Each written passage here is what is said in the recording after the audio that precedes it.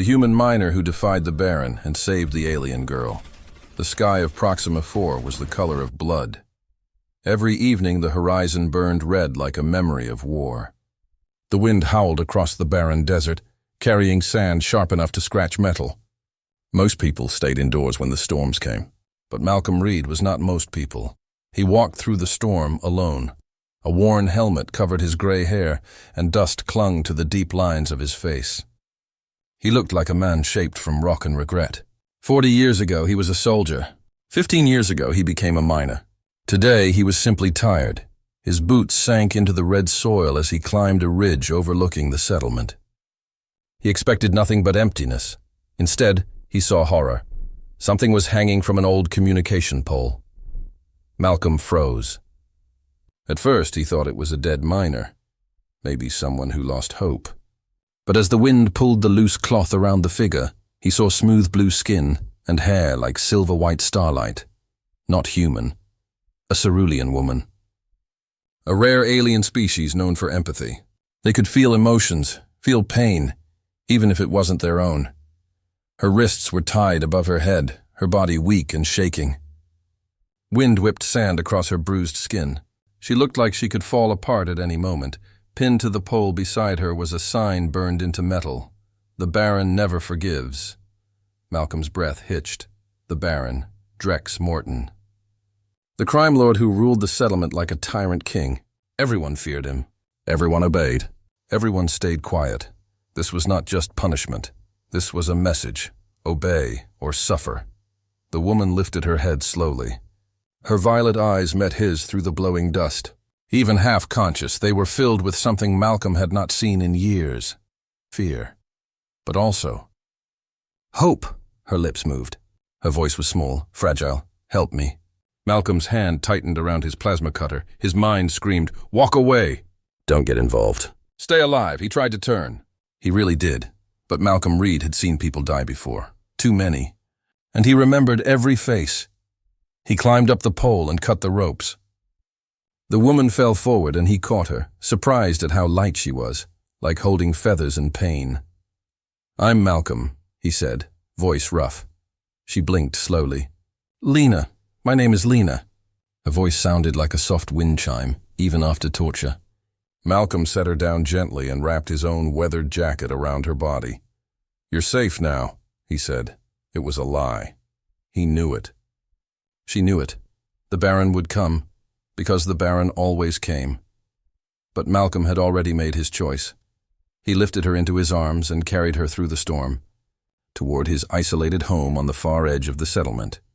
Each step felt heavier, like he was walking into war. Inside his shelter, he laid her on his bed.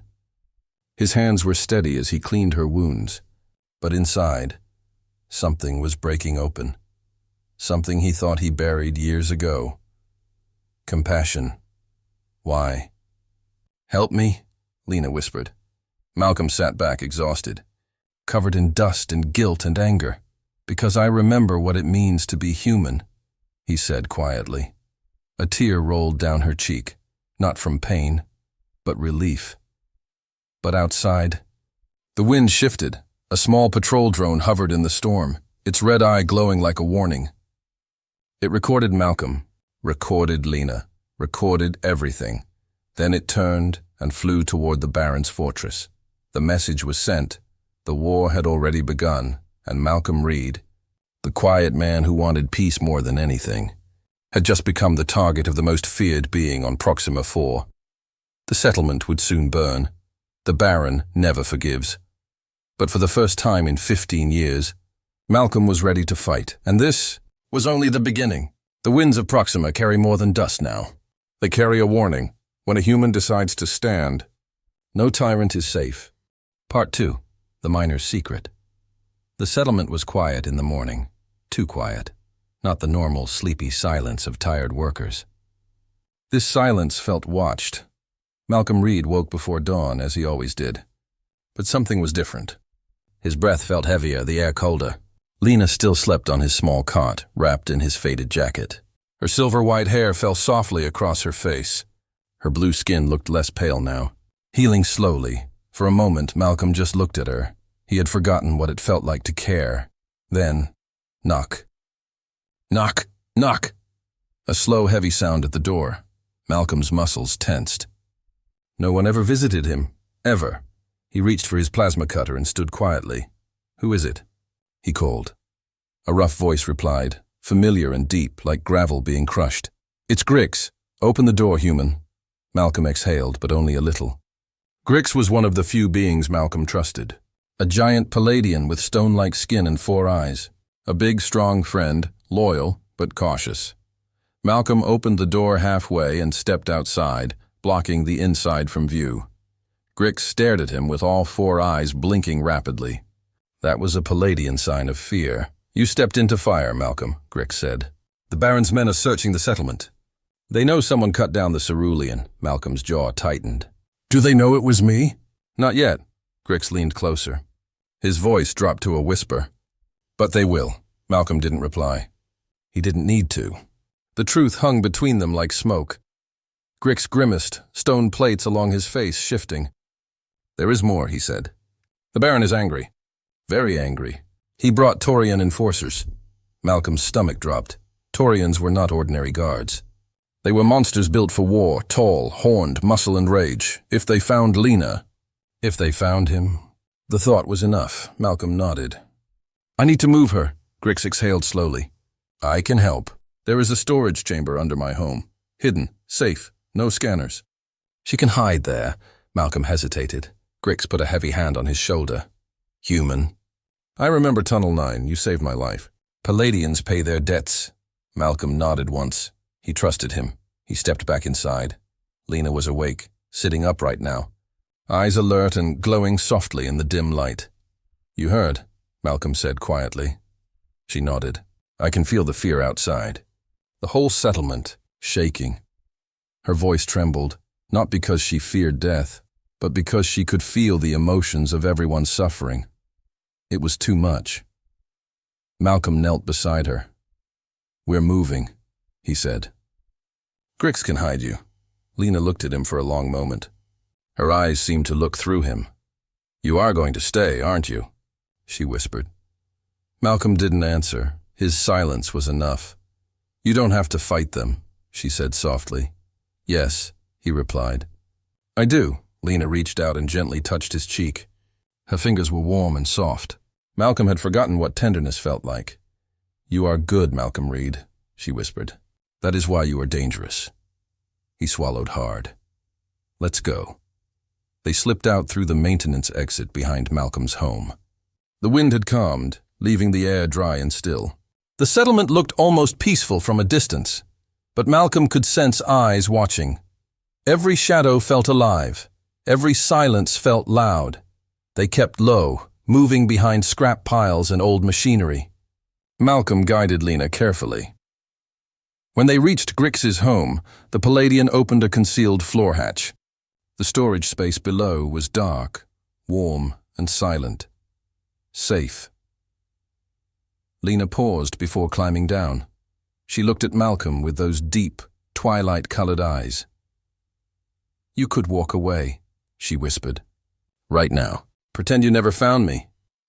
Malcolm shook his head. "I've been walking away all my life," he said. "Not anymore. Lena's..." Expression softened, sad and proud at the same time. She lowered herself into the hidden chamber. Grix closed the hatch.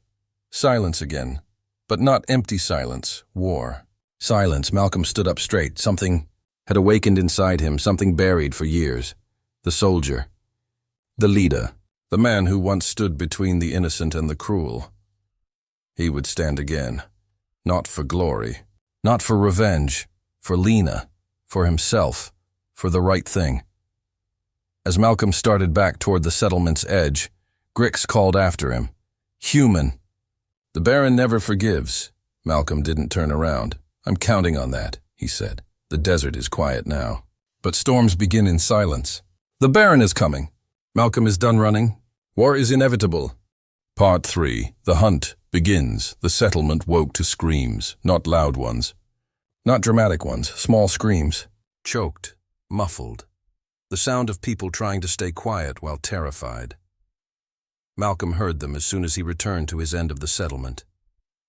He stayed behind the corner of a supply crate and watched the center square. The Baron's enforcers had arrived. 6 of them. Taurian warriors, each one tall as a door frame, muscles like carved iron, horns curved back over their heads. Their armor was dark and scarred, proof of battles no one wanted to imagine. They weren't searching with patience. They were hunting.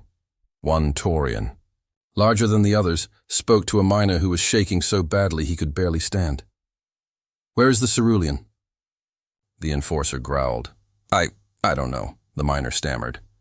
"I swear," the Taurian didn't wait. His fist slammed into the miner's stomach. The man collapsed. Gasping for air, the enforcer continued, voice deep and calm. Like this was routine. "You all know what happens to those who hide things from the Baron," his voice carried across the square. Everyone listened. Everyone had no choice. Malcolm's fingers tightened around the plasma cutter at his side. Every instinct told him to jump out and fight right. Now. But that would be suicide. He forced himself to stay still. He needed a plan. He needed allies. He needed time, and time was running out fast. Meanwhile, beneath Grix's home, Lena sat quietly in the hidden storage chamber. The space was small and warm, the air carrying a faint earthy smell from Grix's mineral-heavy skin. She sat cross-legged, eyes closed, breathing slowly. But she was not resting. She was listening, not with ears, with empathy. She could feel the fear of the settlement spreading like wildfire. The pain of the miner who was punched, the anger building inside Malcolm like a storm. The cautious courage of Grix, sitting above her, pretending to read a datapad while listening for danger. Lena whispered into the quiet. "Hold on, Malcolm. I am with you." Back in the settlement, Malcolm moved through the side alleys carefully.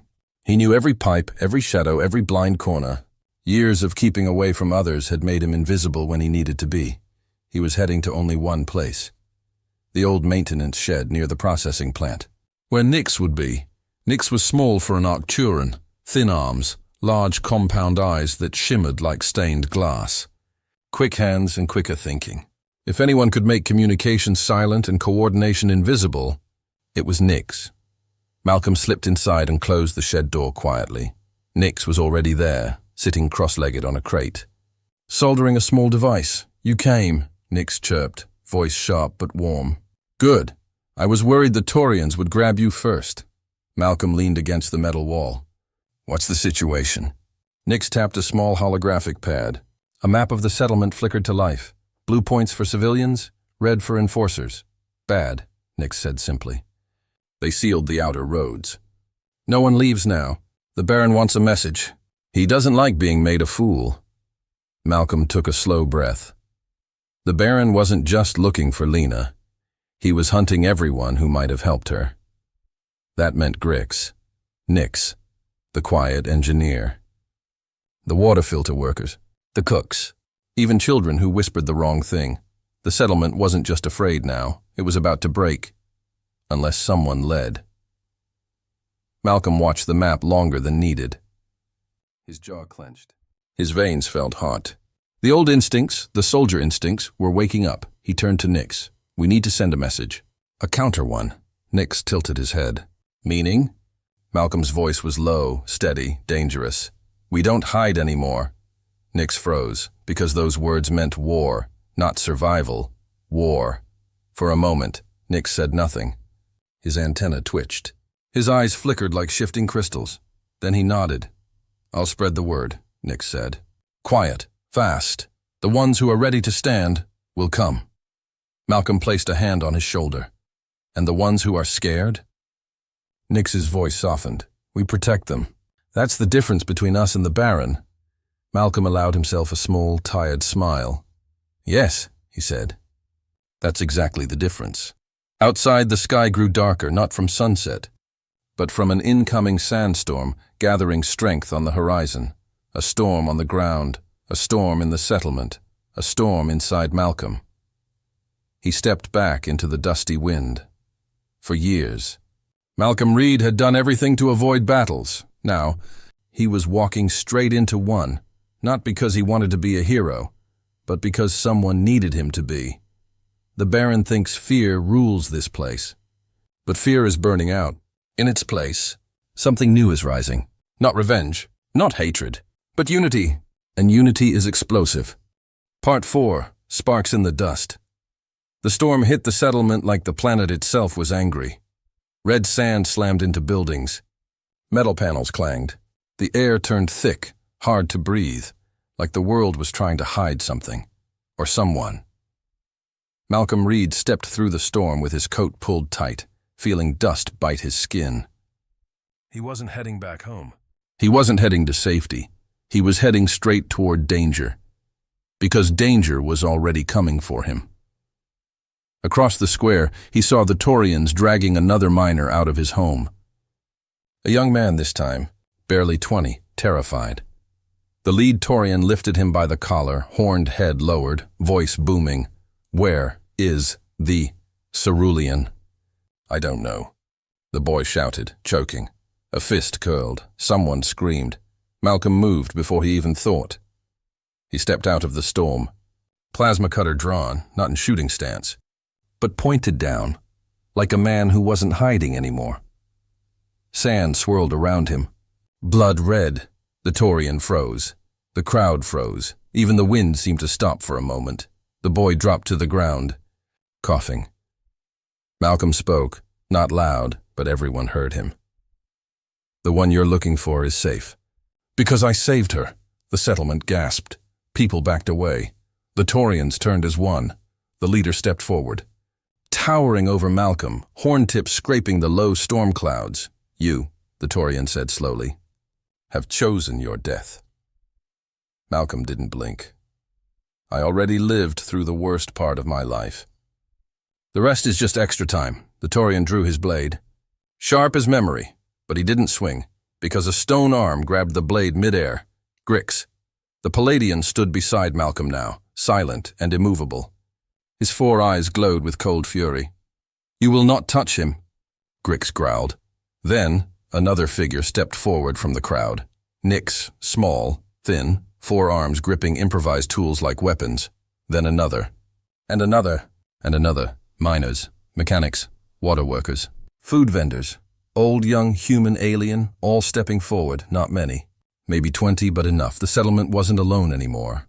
Malcolm wasn't alone anymore. The Taurian laughed. Not amused, angry. "You think this is an army?" He snarled. Malcolm's voice was steady. "No, this is a beginning." The Taurians moved to attack, but the storm moved faster. A sudden crash. Corrugated metal ripped off a roof, smashing into the square. Sand blasted everyone's vision. Shapes blurred. Sounds muffled. Malcolm grabbed Grix's arm. "Now." "Move!" Nick shouted something in Arcturan. People dispersed, fast, coordinated, like they had practiced this moment forever. The Taurians stumbled in the storm, struggling to see. The crowd split in 2 directions. Half the settlers ran for safe houses. Half moved with Malcolm. This wasn't a battle. This was reposition. They had no strength to win a fight today, but they had just shown the settlement something important. The Baron could be resisted. Fear had cracked. Even a small crack was enough, because fear doesn't break all at once. It breaks slowly. Then it falls apart. Inside the abandoned refinery warehouse, Malcolm, Grix, Nyx, and the others regrouped. The air smelled like rust and old oil. A broken light flickered overhead. Malcolm checked each person. No deaths, only injuries. A cut, a bruise. A burned arm. It could have been worse, everyone. Looked at him now. Not as a miner, not as a man hiding from his past, but as a leader. Malcolm took a slow breath. He hated this feeling, but he accepted it. "We don't have long," he said. "The Baron will send more soldiers." Nick spread a holomap again. This time the red dots on the map were multiplying fast. "See?" Nick said. "He is tightening patrols." "He fears losing control," Grix rumbled, voice deep as stone cracking. "That means he is weak." Malcolm nodded. "Which means we don't run." Everyone stared. The storm outside howled, rattling the building. Malcolm continued. "We cannot fight him head-on yet, but we can take pieces from him, supplies, fuel, communications. We choke him. We make him panic. We make him desperate. Nix's crystal eyes glimmered. A rebellion, he whispered. No, Malcolm said. A rescue. Everyone's expression shifted. They understood. This wasn't about killing the Baron. It was about saving Lena, saving the settlement, saving themselves. Malcolm closed his fist. The Baron wants to show the settlement that helping someone is a crime. We will show them the opposite. Helping someone is how revolutions start. Grix slammed his stone fist against his chest. Nix lifted all four arms. The others nodded. A storm outside, a storm inside, a storm coming. Malcolm looked at the sky through the broken roof. The sands swirled like fire. He whispered, "Hold on. Lena, I'm coming." The first spark has been lit. A storm of red dust and rebellion rises. The Baron feels it. The settlement feels it. And Malcolm Reed has stopped running. Part 5. The Bond of Fire. The storm did not calm that night. It only grew. Red sand swept across the settlement like a living creature, crawling into every crack of metal and every breath of air. The sky glowed dark red, as if the planet itself knew war was coming. But under Grix's home, in the hidden chamber, there was silence. Lena sat with her knees pulled close, eyes closed, breathing slow and steady. She wasn't sleeping. She was listening, not with ears, with her heart, with her empathy. She could feel Malcolm's emotions even from far away, fear, exhaustion, pain, but also something else, determination. It warmed her like fire. She pressed one hand to her chest and whispered, "Don't let go, Malcolm. I am still here." Above her, in Grix's main room, the atmosphere was heavy. Malcolm stood in front of a small group, his newly formed allies. Their faces were dirty, clothes torn from the sandstorm, eyes still wide from the confrontation. But their eyes also held something dangerous, hope. "We move fast," Malcolm said. His voice was quiet, but it hit like steel. "The Baron is tightening his grip. We take advantage of his panic before he can think." Nix's antenna twitched. "What is the target?" Malcolm looked at the holomap. A blinking blue icon pulsed on the western ridge. The Baron's fuel depot. The room reacted. Shocked breaths. Murmurs. Fear. Everyone knew what that depot was. The Baron's power wasn't just muscle. It was control of resources. Fuel for mining rigs. Fuel for transport. Fuel for heating, cooking, air processing. Control fuel. Control life. Malcolm pointed at it. "We don't blow it up. We take it. We redirect every drop to the settlement and lock the Baron out." Grix crossed both massive arms. "You are talking about crippling him." "Yes," Malcolm said. "We break his control without killing anyone." Corva, the large Danibian tattooed warrior, leaned forward, voice rumbling. "If we do this, there is no turning back." Malcolm's gaze didn't waver. There was no turning back the moment I cut Lena down from that. Silence. Then, slowly, one by one, heads nodded. The settlement had chosen a seat before they left. Malcolm went to the hatch. He knelt beside it, placed his hand on the metal. "Lena," he whispered, voice cracking the way stone cracks under weight. "I'm coming back. I promise." Below, Lena opened her eyes. She smiled. "I know." And for a moment, just a moment, the storm outside seemed to quiet. They moved through the settlement like shadows. The storm hid their shapes. The wind drowned their footsteps. The sky itself helped them.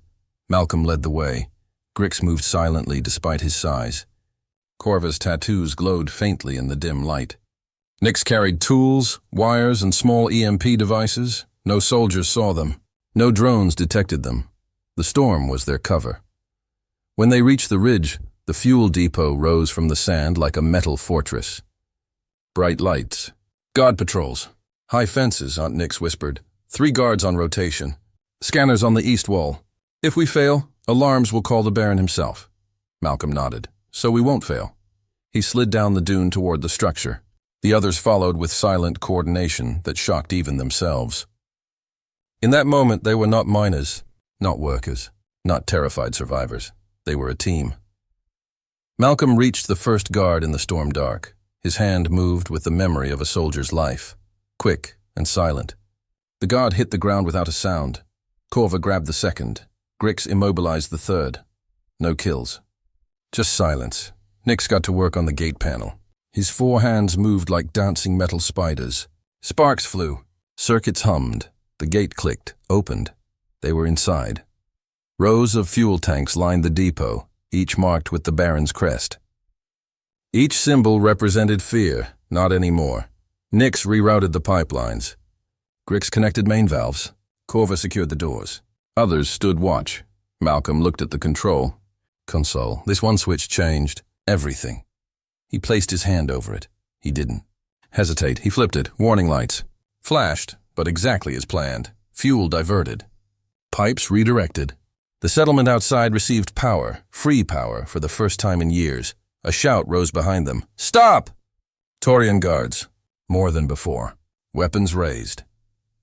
Malcolm stepped forward to face them. His voice echoed off the metal walls. You're too late.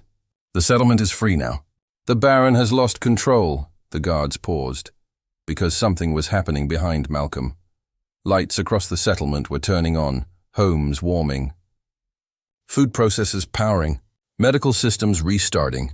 People stepped outside and realized they did this. Not the Baron, them. The Taurian guard hesitated. Fear didn't control the settlement anymore. Hope did. The fuel now flows to the people. Power returns. Hope rises. The Baron's grip is cracking. But a wounded king is the most dangerous. Part 6. The Baron descends. The sky above Proxima 4 turned black. Not night. Smoke. The fuel depot's alarms blared across the settlement. Long, deep, metallic sirens that shook the ground. The people could feel it. The animals could feel it. Even the sand seemed to tremble. Every head turned toward the horizon, because something massive was coming. A ship. No, not a ship. A war barge. The Baron's personal vessel, armored in black alloy, engines burning like fire, descending from the sky like a falling mountain. For the first time in years, the entire settlement gathered outside. Miners, cooks, engineers, children. Their newly returned heaters glowed with warmth, but their hearts froze. Malcolm stood at the front of them, dust swirling around his boots. Stay behind me, he told the crowd quietly. Grix stood at Malcolm's right. Massive arms crossed, stone skin glinting. Corva stood at his left, tattoos glowing faintly under the stormlight. Nix crouched on a rooftop with tools and a slingshot EMP, ready to react. They were exhausted, but they were not running. Not anymore. The war barge landed with a blast of sand and heat. A ramp unfolded. Out stepped soldiers. Not the patrol kind. Elite Taurian. Blood Guard. 5 of them. Towering. Armored. Silent. They formed a half-circle. Then he appeared. The Baron. 7 feet tall. Horns polished like obsidian. Armor trimmed in silver. Cloak whipping behind him in the wind. His eyes glowed a sick, golden yellow like a predator that had never once known fear. He stepped forward slowly, savoring each moment. Each breath of dread from the crowd. His voice rolled across the settlement like thunder. Who defies me? No one moved. No one breathed. Then Malcolm stepped forward. Old miner boots. Dust-torn jacket, hair gray. Face lined by time and loss. No armor, no fancy weapon, just a plasma cutter and a choice he already made. I do, Malcolm said, voice steady. We all do. The Baron stared at him, a long, cold stare. Then he laughed, not a loud laugh, a quiet one, the kind that said, I have already buried you. You? The Baron said. A tired human miner? You think you freed them? You think they follow you? He spread his arms. They follow me out of fear. Fear is stronger than hope. Malcolm shook his head. Not anymore. The Baron's eyes narrowed. You stole what is mine, he growled. The cerulean belongs to me. Behind Malcolm, deep underground, Lena felt that word. Belongs. Her breathing stopped. Her chest tightened. In the hidden room, she pressed her palms to the dirt floor and whispered, No, I belong to no one, and something inside her opened, an ancient cerulean. Ability, pure empathy, not to feel, others but to project emotion, power, pulsed through her veins like electricity. Back on the surface, the Baron raised a hand. "Take him," he ordered. The Bloodguard stepped forward. Grix roared and charged. Corva swung a steel pipe like a hammer. Nyx activated his EMP slingshot, knocking out scanners. The battle erupted like a lightning strike. Malcolm fought with the plasma cutter, every movement precise. He wasn't young anymore, but experience is its own strength. His strikes were minimal, direct, controlled. Years of training came flooding back, but the Bloodguard were monsters. Blades clashed. Stone cracked. Corva was thrown against a wall. Grix staggered to one knee. Nyx almost slipped from the rooftop. The Baron watched with calm interest. "You see?" he said to Malcolm between blows. "You have courage. But courage is weak without power." Malcolm wiped blood from his mouth. "You don't understand power," he said. The Baron tilted his head. Then the ground itself vibrated. Everyone froze. The storm wind shifted. Direction, silence flooding the air like the world had paused to breathe. A voice came from behind. "Malcolm, soft, peaceful, but stronger than steel, yes." "He does."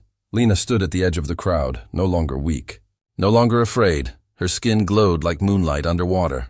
Her silver-white hair floated as if the air bowed around her. Her eyes shone violet and alive. She stepped forward. The Baron's confident expression cracked for the first time. "You!" he snarled. Stepping toward her, Lena raised her hand, and the world stopped. Emotion exploded outward from her like a wave. Warm, overwhelming, unmistakable hope. Pure, unstoppable hope. Every person in the settlement felt it. Their fear melted like ice in the sun. Grix rose, roaring. Corva stood again. Nyx steadied his aim. Malcolm felt tears burn behind his eyes. The Baron felt it too, but to him, hope felt like pain. He fell to one knee, clutching his head. "Stop," he gasped. "Stop." Lena walked past Malcolm and stood in front of him. "You broke me," she said softly. "But you did not destroy me." She leaned close. "And now you will face what you fear most." Her voice became the storm itself. "The people you cannot control." The settlement stepped forward as one. Together, the Baron has fallen to his knees. But a wounded tyrant is never finished. The final decision awaits. Justice or vengeance. Part 7 for the final chapter. Like and subscribe so you don't miss the ending. The finale comes next. Be ready. Part 7. The choice that changes worlds. The storm finally calmed. Red dust settled across the settlement like ash after a wildfire. Buildings looked tired. People looked stunned. Silence stretched across the open plaza where the battle had taken place. And in the center of it, the Baron knelt in the dirt, his armor cracked, his horns chipped, his golden eyes filled with something no one had ever seen in him before. Fear. Lena stood in front of him, her silver-white hair moving in the gentle wind. Her violet eyes glowed softly, not with rage, not with revenge, but with clarity. Malcolm stepped forward, bruised and dust-covered, plasma cutter still in hand. Grix stood on one side of him, Corva on the other. Nyx perched silently above, watching everything. The settlement gathered in a wide circle around them. No one spoke. No one dared to break the moment. The Baron tried to lift his head. But even he seemed to understand. The era of fear was over. "You think you've won?" the Baron rasped, voice strained. "If you kill me, another will come. There is always someone stronger." Lena shook her head. She knelt down, lowering herself to look him in the eyes. "I am not killing you," she said quietly. "I am freeing myself." The Baron stared at her, confused. He had never heard those words spoken without fear, without pain.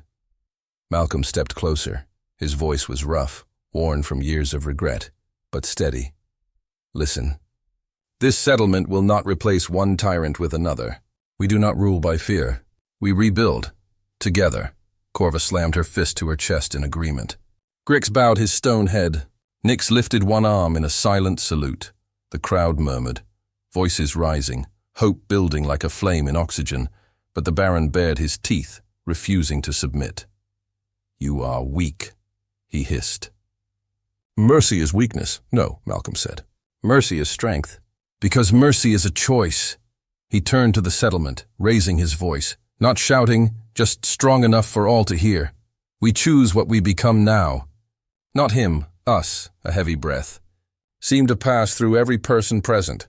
Lena closed her eyes. She reached within herself, not to read emotions this time, but to release the last chains that tied her to the Baron.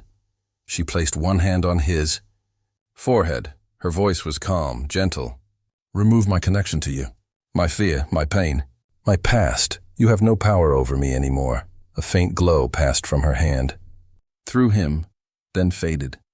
The Baron shuddered. It was not pain, it was emptiness. He had lost the last piece of control. He had lost his throne. He had lost his shadow over her. He had lost. Malcolm gestured to Grix and two others. Put him in the old security storage cell. He will face trial, a real one. With witnesses, evidence, justice, not revenge, justice. The Baron tried to speak, but no words came, because there was nothing left to say. The crowd parted. As the former tyrant was taken away, slowly, silently, the settlement remained quiet until his form disappeared. Then, someone exhaled. Someone else laughed. Someone cried. And then the settlement exploded into sound. Voices. Cheers, tears, hands raised to the sky. People holding each other. Lifting children. Hugging strangers. They were free. Free. For the first time in years, Malcolm felt something. Warm press into his hand. Lena's hand. She looked up at him with soft violet eyes. You kept your promise, she whispered. Malcolm smiled, a small, tired smile that held the weight of entire worlds. So did you. She leaned into him, resting her head against his chest. His arms wrapped around her, steady and sure. For a moment, they were just two souls who chose each other in a universe full of darkness. Days later, the settlement looked different. Solar lights powered by redirected fuel glowed warmly at night. The processing plant worked under fair rules. A council, formed from humans, Palladians, Arcturans, Denibians, and Ceruleans, met in the open, where all could see and speak. No secrets. No threats. No fear. Malcolm and Lena stood outside the landing pad as Captain Tarn's ship prepared to take off. The same ship that once would have been an escape route. Now, it was simply a new beginning. You could stay, Grix said, his stone voice softer than usual. Malcolm placed a hand on his shoulder. You don't need me anymore, he said. You all built this. You'll protect it. Nyx climbed up Malcolm's arm for a quick hug. Corva bowed her tattooed head. And then it was just Malcolm and Lena. She looked at him, silver hair glowing under the twin moons. Where do we go now? She asked. Malcolm smiled, gentle, peaceful.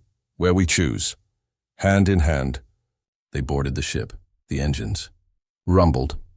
The settlement waved, and the ship lifted into the sky, into stars bright with possibility. And so the miner and the empath left Proxima 4, not as fugitives, not as survivors, but as two souls choosing their own future, together. If you enjoyed this journey, like the video, subscribe to the channel, comment new story to begin the next epic HFY, because in this universe, humans don't just survive. They change worlds.